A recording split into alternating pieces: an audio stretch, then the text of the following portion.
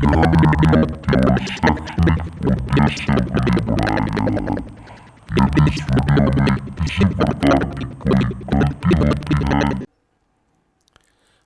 दोस्तों, मैं विजयपाल एक बार फिर से स्वागत करता हूं आप सभी का आपके अपने channel simple maths for you में। दोस्तों, मैथमेटिक्स के ज्ञान को फैलाने के लिए उद्देश्य से बनाए गए मैथ्स के इस चैनल में आप सभी का स्वागत है। आप सभी के प्यार भरे सहयोग से मैथमेटिक्स के नॉलेज को आप सभी तक पहुंचाने में हम अपने उद्देश्य में कामयाब भी हो रहे हैं। दोस्तों, आज का जो वीडियो है वो आधारित है कोऑर्डिनेट ज्योमेट्री, जो हमने पिछले कई वीडियोस में देखे थे। उसकी एक अलग ही वीडियो सीरीज हमने स्टार्ट कर रखी है, जिसमें कोऑर्डिनेट ज्योमेट्री के बेसिक से लेकर हमने जो लगभग 11th-12th लेवल तक के जो सूत्र हैं वो लगभग हमने देख लिए हैं। ठीक है, पिछले वीडियोस में मैंने आपको एक एक फार्मूला नोटबुक में समझाया, उसके बारे में बताया कैसे क्या होता है, कैसे यूज़ में लेते हैं वो। आज हम क्या करेंगे, जो कोऑर्डिनेट ज्योमेट्री यानी निर्देशांक ज्यामिति की जो शुरुआत होती है जहाँ से वहाँ से हम इसको एज ए बुक की तरह से पढ़ेंगे। मतलब बुक में इसको किस तरह से दिया होता है, किस तरह से डिस्क्राइब किया होता है, उसके बारे में हम यहाँ से पढ़ेंगे। तो आज की वीडियो में मैं लाया हूँ आपके लिए 10th क्लास की NCERT की बुक। ये जो बुक है ये राजस्थान बोर्ड की है, बाकी दूसरे जो स्टेट के बोर्ड हैं उनमें भी इसी तरह की बुक है और थोड़ा बहुत अलग हो सकता है, लेकिन जो कोऑर्डिनेट का नॉलेज है वो बिल्कुल सेम है। तो आज की वीडियो में हम देखेंगे इस बुक के अकॉर्डिंग जो भी हमने पढ़ा है उसका एक तरह से रिवीजन हो जाएगा, और बुक के अंदर जो पढ़ के मैं आपको बताऊंगा कि किस प्रकार से बुक में है वो हम देखेंगे। और इसके अंदर हमने जो पढ़ा था वो भी आ जाएगा, इंक्लूड हो जाएगा, हमारा रिवाइज हो जाएगा। और उसके अलावा जो कई बातें हैं वो हमें नई यहाँ पे देखने को ज़रूर मिलेंगी, क्योंकि बुक में बिल्कुल समझाने के हिसाब से लिखा होता है। ठीक है, जब हम पढ़ते थे या काफ़ी टाइम पहले के सिलेबस की बात करें तो ये जो कोऑर्डिनेट ज्योमेट्री है ये 11th क्लास से स्टार्ट होती थी, क्योंकि मैथमेटिक्स थोड़ी हार्ड थी। अभी इसको है जो 10th क्लास से स्टार्ट कर दिया गया है। आने वाले टाइम में हो सकता है 9th से स्टार्ट कर दें या 8th से स्टार्ट कर दें, या हो सकता है 5वीं 6वीं से ही एक हल्का सा इंट्रोडक्शन डाल दें, तो वो एक अलग बात है। अभी मैं आपको क्लास 10th की बुक के हिसाब से जहाँ से कोऑर्डिनेट की शुरुआत होती है वहाँ से मैं आपको ये पढ़ के बता रहा हूँ। तो आप जो स्क्रीन पे देख रहे हैं ये नवा चैप्टर है 10th की बुक का, निर्देशांक ज्यामिति कोऑर्डिनेट ज्योमेट्री जो है ये। निर्देशांक ज्यामिति इसको बोलते हैं, आपको पता ही है। यहाँ पर जो है दो चीज़ों का मेल है, निर्देशांक यानी जो अपन कोऑर्डिनेट लेते हैं वो, और ज्यामिति यानी कि ज्योमेट्री। ठीक है, सबसे पहले देखते हैं इसकी प्रस्तावना। पूर्ववर्ती कक्षाओं में अभी तक जिस ज्यामिति का आपने अध्ययन किया उसे यूक्लिडियन ज्यामिति कहते हैं। देखो, बचपन से आपने आयत, वर्ग, ये त्रिभुज, इनके बारे में पढ़ा है, तो इसे हम क्या बोलते हैं, यूक्लिडियन ज्यामिति, क्योंकि ये यूक्लिड ने खोजे थे। यूक्लिड एक वैज्ञानिक का नाम था, उसने खोजे थे और उसने इन सारी शेपों के बारे में, जितनी भी आकृतियाँ इनके बारे में बताया था, तो उसे हम क्या कहते हैं, यूक्लिडियन ज्यामिति। जिनके बारे में अब क्षेत्रफल वगैरह ये सब निकालते हैं उसे क्या बोलते हैं, यूक्लिडियन ज्यामिति। अब हम वैश्लेषिक ज्यामिति का अध्ययन करेंगे। वैश्लेषिक ज्यामिति मतलब विश्लेषण कर रहे हैं हम, उस ज्यामिति का अध्ययन करेंगे जिसमें बिंदु की स्थिति विशिष्ट संख्याओं, जिन्हें निर्देशांक कहते हैं, द्वारा निरूपित की जाती है। देखो, यहाँ से शुरुआत होगी। बिंदु की स्थिति विशिष्ट संख्याओं यानी जहाँ पर बिंदु है उसकी जो पोजीशन है उसे हम क्या बोलते हैं, निर्देशांक कहते हैं, उनके द्वारा निरूपित की जाती है। ठीक है, और इनसे बनी रेखाओं और वक्रों को बीजीय समीकरण द्वारा निरूपित किया जाता है, यानी इनके अंदर जो भी समीकरण बनती है उनको हम बीजगणित यानी रेखागणित के जो समीकरण है XY की, उनके द्वारा निरूपित करते हैं। वैश्लेषिक ज्यामिति में निर्देशांकों का प्रयोग होने के कारण इसे निर्देशांक ज्यामिति भी कहा जाता है। अब यहाँ पर इसे वैसे तो बोलते हैं वैश्लेषिक ज्यामिति, लेकिन इसमें निर्देशांकों का प्रयोग होता है, इसलिए इसे हम क्या बोलते हैं, निर्देशांक ज्यामिति भी कहते हैं। ठीक है, तो ये बात आपको ध्यान रखनी है। अब हम देखते हैं सेकंड जो टॉपिक है वो है कार्तीय निर्देशांक क्या होते हैं। वो देखिए, माना किसी समतल में दो परस्पर लंबवत रेखाएं XOX' और YOY' हैं जो बिंदु O पर प्रतिच्छेद करती हैं, इन्हें निर्देशांक अक्ष कहा जाता है। ये देखिए, मैंने आपको जो शुरू में पहला वीडियो था उसके अंदर आपको बताया था, ये दो लाइनें हैं, एक लाइन ऐसी, एक लाइन ऐसी। तो जो ये इस तरह से आडी लाइन है इसको बोलते हैं हम X एक्सिस, जो इस तरह से खड़ी लाइन है उसको हम बोलते हैं Y एक्सिस। बीच में जो बिंदु है जहाँ पर ये प्रतिच्छेद कर रही है वो हो गया O, मूल बिंदु।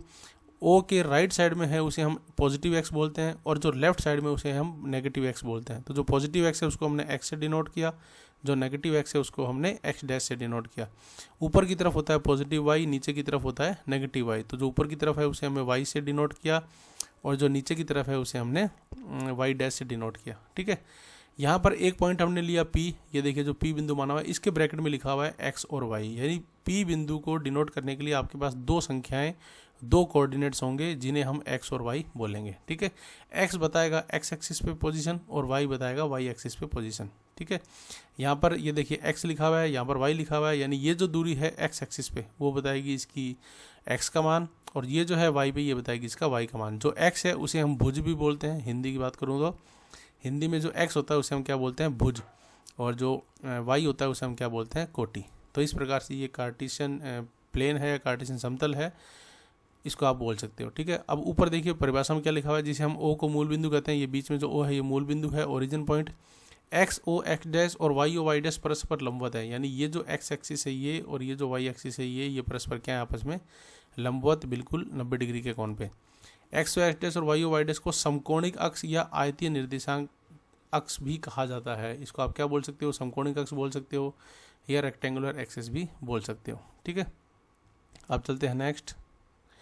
ये देखिए नीचे क्या लिखा हुआ है, अब इस समतल में P के निर्देशांक ज्ञात करने के लिए बिंदु P से एक्स ओ एक्स या एक्स अक्ष पर लंब PM और वाई ओ वाई पर लंब PN डालते हैं। यानी जिस भी बिंदु के आपको निर्देशांक निकालने हैं वहाँ से दोनों पे लंब डालते हैं। जो x पे मान आए वो x का मान, जो y पे मान आए वो y का मान।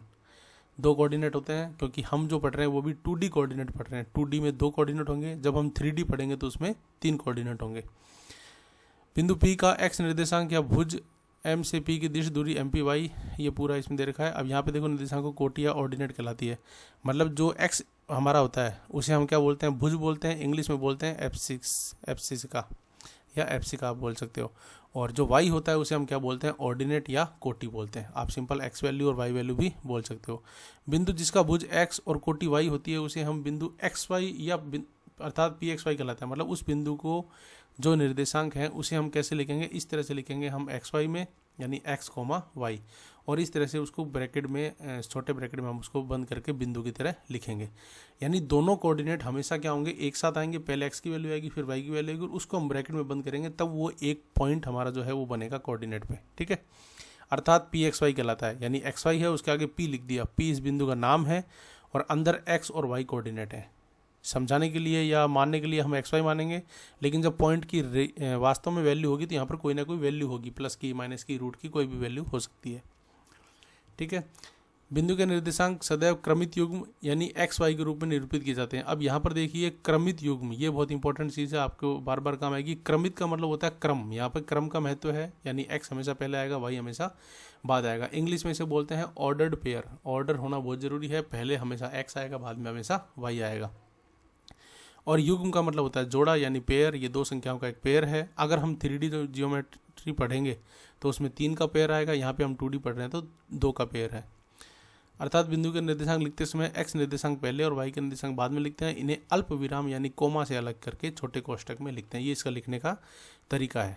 ठीक है, तो ये सब बातें मैंने आपको बता दी, बुक के अंदर भी बिल्कुल ईजिली बताई हुई है। देखिए कई बार जैसे आपको लगेगा कि ये बिल्कुल छोटी छोटी बातें हैं, लेकिन यही छोटी छोटी बातें अगर आपको अच्छी तरह से कंठस्थ हैं तो आगे आने वाले सालों में आपको कोई भी दिक्कत नहीं होगी। बेस क्लियर होगा तो आगे आपको कभी दिक्कत नहीं आएगी। चलते हैं नेक्स्ट पॉइंट में। यहाँ है चतुर्थांशों में निर्देशांकों के चिन्ह, यानी कि जो भी आपके कोऑर्डिनेट हैं उनको हम, ये देखिए जो x एक्सिस और y एक्सिस है ये एक तरह से 4 तरह के, जो पूरा प्लेन है उसको 4 भागों में बांटते हैं। तो इन चारों का हम क्या बोलते हैं, क्वाड्रेंट बोलते हैं या चतुर्थांश बोलते हैं। यानी क्योंकि इसका चौथा हिस्सा हो गया तो इसको हम क्या बोलते हैं, चतुर्थांश या क्वाड्रेंट बोलते हैं। तो इन क्वाड्रेंट के अंदर क्या होता है, अलग अलग साइन होते हैं। तो इन साइन के हिसाब से इनकी जो संख्याएं होती हैं उनको हमें डिनोट किया जाता है। देखो कैसे, यहाँ पर आओ। सबसे पहले मैंने आपको बताया था कि बीच में O पॉइंट है। O की राइट साइड में पॉजिटिव x, लेफ्ट साइड में नेगेटिव x, ऊपर पॉजिटिव y, नीचे नेगेटिव y। तो यहाँ पर देखिए ये जो है, ये जो यहाँ पे फर्स्ट बना है इसको हम बोलते हैं फर्स्ट क्वाड्रेंट। ये देखो रोमन संख्या फर्स्ट लिखा हुआ है, इसको बोलते हैं फर्स्ट क्वाड्रेंट। यहाँ पे लिखा हुआ है सेकंड, इसको बोलते हैं सेकंड क्वाड्रेंट। यहाँ पे लिखा हुआ है थर्ड, इसको बोलते हैं थर्ड क्वाड्रेंट। और यहाँ पर लिखा हुआ है फोर्थ, यानी इसको बोलते हैं फोर्थ क्वाड्रेंट। यानी आपको ये ध्यान रखना है कि यहाँ पर जो 4 हिस्से बने हैं वो फर्स्ट, सेकंड, थर्ड और फोर्थ है। फर्स्ट आपको इसी को मानना है, सेकंड इसी को मानना है, इसको सेकंड नहीं मानना। फर्स्ट, सेकंड, थर्ड और फोर्थ, ये फोर्थ क्वाड्रेंट है। ठीक है, अब यहाँ पर जो भी कोऑर्डिनेट आएंगे उनके अलग से प्लस माइनस के साइन होंगे। कैसे, देखिए यहाँ पर, देखिए यहाँ पर दोनों साइड क्या है, ये पॉजिटिव x, ये पॉजिटिव y, मतलब दोनों जो साइड हैं x और y की दोनों पॉजिटिव हैं। तो यहाँ पर दोनों जो वैल्यू आएंगी वो किसकी आएंगी, पॉजिटिव आएंगी। ये भी प्लस और ये भी प्लस। यहाँ पर देखिए पहले x की वैल्यू आती है, तो यहाँ पर x का जो है वो नेगेटिव साइड है, y का पॉजिटिव साइड है, तो यहाँ पर पहली वैल्यू नेगेटिव होगी, दूसरी पॉजिटिव होगी। थर्ड की बात करें तो थर्ड में x और y दोनों नेगेटिव साइड आ रही हैं, तो यहाँ पे दोनों की वैल्यू क्या होगी, नेगेटिव होगी। और फोर्थ की बात करें तो फोर्थ में यहाँ पे पहली वैल्यू जो x है वो पॉजिटिव है और दूसरी वैल्यू नेगेटिव है वो y की है, तो वो क्या हो जाएगी, नेगेटिव। ठीक है, इस तरह से आपको ध्यान रखना है। चारों जो क्वाड्रेंट है उसमें संख्याओं के जो चिन्ह होंगे अलग अलग होंगे।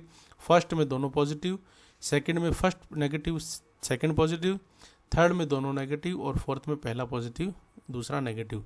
आमने सामने देखें तो पहला और तीसरा आमने सामने है, दोनों उल्टे एक दूसरे के। फर्स्ट में दोनों पॉजिटिव, थर्ड में दोनों नेगेटिव। सेकंड और फोर्थ भी उल्टे सीधे हैं, सेकंड में फर्स्ट नेगेटिव सेकंड पॉजिटिव और फोर्थ में फर्स्ट पॉजिटिव सेकंड नेगेटिव। तो इस तरह से ये क्वाड्रेंट है। यह बात आपको ध्यान रखनी, ये बात आपको मैंने भी पहले वीडियो में बताई थी। अब चलते हैं नेक्स्ट।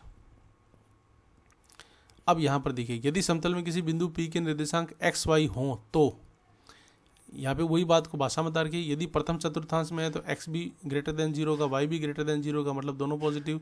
दूसरे में है तो x less than 0, y greater than 0, यानी पहला नेगेटिव दूसरा पॉजिटिव। ये वही बात है जो चित्र में बताई हुई थी, उसको यहाँ पे लिख करके बताई हुई है। ठीक है, तो इसको हम नहीं पढ़ते, आप पढ़ लेना। अब देखो आगे ये टिप्पणी के अंदर जो पॉइंट लिखे हुए हैं ये इनका एक तरह से सारांश है। तो ये पॉइंट बहुत इंपॉर्टेंट है, मैं आपको ये पढ़ के समझा रहा हूँ। तो ये पॉइंट आपको हमेशा ध्यान रखने हैं, चाहे आप किसी भी लेवल की कोऑर्डिनेट करो तो इन बेसिक पॉइंट को आपको हमेशा ध्यान रखना है। फर्स्ट है, किसी बिंदु P के निर्देशांक x y है तो इसे PXY लिखा जाता है। बिल्कुल आपको पहले आया था थ्योरी में, x और y आपको लिखना है, बीच में कोमा लगाना है, ब्रैकेट बंद करना है और उससे आगे इसका नाम लिखना है। जैसे आपने P लिख दिया तो P इसका नाम है, x y इसके कोऑर्डिनेट है। किसी बिंदु का भुज यानी कि x की वैल्यू बिंदु की y अक्ष से लंबवत दूरी होती है, यानी कि बिंदु की जो x का मान होता है वो हमेशा क्या दर्शाता है, y अक्ष से लंबवत दूरी, यानी वो y अक्ष से कितनी दूरी पर है वो उसके x का मान दर्शाता है। और इसी तरह से थर्ड पॉइंट, बिंदु की कोटि उसकी x अक्ष से लंबवत दूरी बताती है, यानी कि जो x का मान होता है वो y अक्ष से दूरी बताता है और जो y का मान होता है वो x अक्ष से दूरी बताता है। ऐसा उल्टा क्यों होता है, क्योंकि जब आप चित्र को देखोगे तो आपको पता लगेगा कि x की वैल्यू x दिशा में है, तो x दिशा में जो वैल्यू होती है वो y से दूरी होती है, और y की वैल्यू y दिशा में होती है वो x से दूरी होती है। चौथा पॉइंट है, किसी बिंदु का भुज y अक्ष के दाईं और धनात्मक और बाईं और ऋणात्मक होता है। ये तो बताया था मैंने आपको, पॉजिटिव साइड और नेगेटिव साइड। इसी तरह से कोटि ऊपर की ओर धनात्मक और नीचे की ओर ऋणात्मक, वही बात बताई हुई है। नेक्स्ट पॉइंट, यदि y = 0 तो बिंदु x अक्ष पर स्थित होगा। अब यहाँ पर देखिए कोई ना कोई वैल्यू होती है प्लस माइनस की, लेकिन अगर वैल्यू 0 हो, मान लो y की वैल्यू 0 हो, तो इसका मतलब वो बिंदु है वो x एक्सिस पे ही स्थित होगा, सिर्फ x का मान होगा। और अगर x की वैल्यू 0 है, इसका मतलब वो बिंदु कहाँ होगा, y एक्सिस पे होगा। यह बात आपको ध्यान रखनी है। अगर बिंदु y पे है तो x एक्सिस का मान 0, अगर x मान 0 तो y पे है, y का मान 0 तो x एक्सिस पे है। और अगर दोनों ही मान 0 आ जाए, लास्ट पॉइंट यही कह रहा है, अगर दोनों वैल्यू 0 आ जाए, x = 0 और y = 0, तो जो बिंदु होता है वो कहाँ होता है, मूल बिंदु पे होता है। यानी x की वैल्यू भी 0 आ गई, y की वैल्यू भी 0 आ गई, तो इसका मतलब वो जो बिंदु है वो कहाँ है, ओरिजिन पॉइंट पे है। और ओरिजिन पॉइंट हमेशा क्या होता है, दोनों के बीच में होता है। तो इस प्रकार से ये था कोऑर्डिनेट का बेसिक, जो मैंने आपको वीडियो में भी बता रखा था और यहाँ पर हमने बुक के अकॉर्डिंग भी देख लिया। ठीक है, अब चलते हैं हम अगले टॉपिक की ओर। अगला टॉपिक है दो बिंदुओं के बीच की दूरी। तो दो बिंदुओं के निर्देशांक आपको दिए होंगे, दोनों के बीच की दूरी ज्ञात करने का फॉर्मूला है कोऑर्डिनेट का फर्स्ट फॉर्मूला, सबसे बेसिक फॉर्मूला, सबसे इंपॉर्टेंट फॉर्मूला।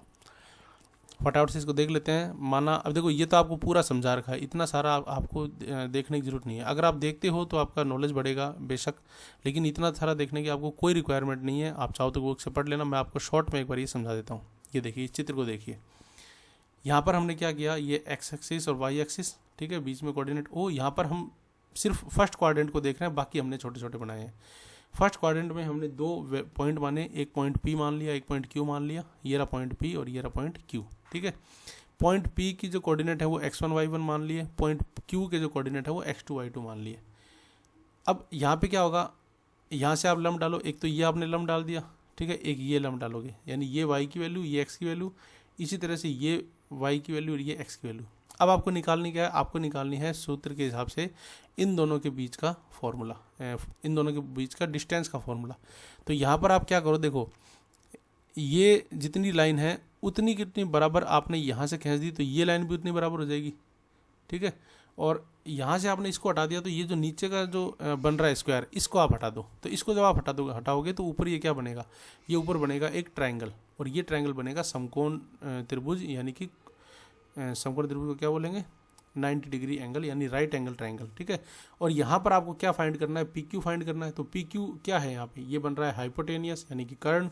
तो आपको यहाँ पे पाइथागोरस फॉर्म या बोधायन फॉर्म लगा के, पाइथागोरस की जगह मैं बोधायन बोलूँगा, बोधायन सूत्र लगा के आपको इसकी दूरी ज्ञात करनी है।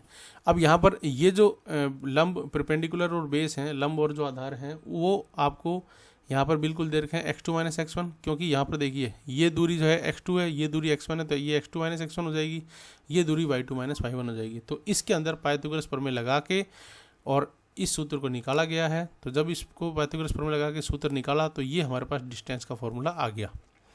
PQ is equal to x2 minus x1 का square plus y2 minus y1 का स्क्वायर, दोनों के स्क्वायर को प्लस करके ऊपर कर दो रूट, वही आपका क्या हो जाएगा, दूरी का सूत्र। ठीक है। अब यहाँ पर देखिए जो सूत्र है उसको हिंदी में या भाषा में लिख रखा है x निर्देशांकों का अंतर और y निर्देशांकों का अंतर। मतलब यहाँ पर अगर आप 2 में से 1 घटाते हो या 1 में से 2 घटाते हो उसका कोई फर्क नहीं पड़ेगा, क्योंकि ऊपर स्क्वायर है और स्क्वायर हमेशा क्या करेगा, अगर आगे पीछे आप घटाते हो माइनस आएगा तो वो उसको प्लस बना देगा। तो यहाँ पर पहले x का डिफरेंस उसका स्क्वायर, फिर y कोऑर्डिनेट्स का डिफरेंस उसका स्क्वायर, दोनों को प्लस करके क्या कर दो, रूट कर दो, वही आपका क्या आ जाएगा, डिस्टेंस का फॉर्मूला ये। अब इसमें के अंदर एक विशेष स्थिति है। विशेष स्थिति क्या है कि अगर दोनों बिंदु में से एक बिंदु ओरिजिन हो, तो ओरिजिन बिंदु यानी मूल बिंदु से किसी अन्य बिंदु की दूरी आपको निकालनी है।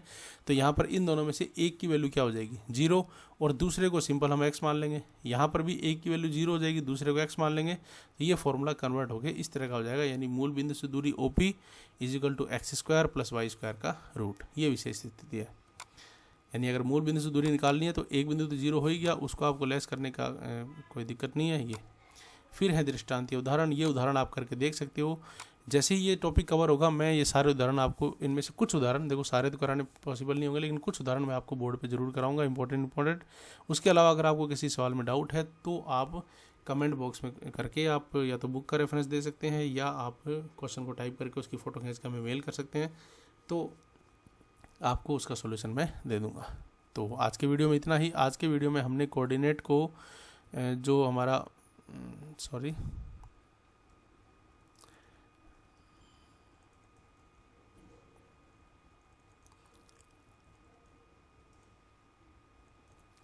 ये देखिए आज के वीडियो में हमने क्या पढ़ा। आज के वीडियो में जो कोऑर्डिनेट्स का बेसिक था उसको हमने बुक के अकॉर्डिंग पढ़ा। जो बुक में हमें दे रखा है उसके अकॉर्डिंग हमने, जो हमने पहले वीडियोस में पढ़ा था उसी को हमने बुक के अकॉर्डिंग एक बार समझा है। और अगर आप 10th क्लास में हो तो कोऑर्डिनेट्स आपके काम आएगी। 11th 12th में आगे मैथमेटिक्स लेते हो तो कोऑर्डिनेट आपके बहुत काम आएगी। तो ये वीडियोस भी आपके बहुत काम आएंगे। तो आज के वीडियो में इतना ही। वीडियो को लाइक कीजिए, शेयर कीजिए सभी दोस्तों को, ताकि सब इसका फ़ायदा उठाएं। बिल्कुल फ्री ऑफ कॉस्ट आप हमारे चैनल से जो है वो मैथमेटिक्स का ज्ञान ले सकते हैं। और मिलते हैं बहुत जल्द अगले वीडियो में। अगले वीडियो में मैं इसी का आगे का पार्ट आपको कराऊंगा। तब तक के लिए अपना ध्यान रखिए, पढ़ते रहिए मैथमेटिक्स, देखते रहिए हमारा चैनल पर नए हो तो सब्सक्राइब करके बेल आइकन ज़रूर दबा दें, ताकि आपको जो है नोटिफिकेशन मिलते रहें। आज की वीडियो में इतना ही। मिलते हैं बहुत जल्द अगले वीडियो में। तब तक के लिए धन्यवाद। अपना ध्यान रखिएगा।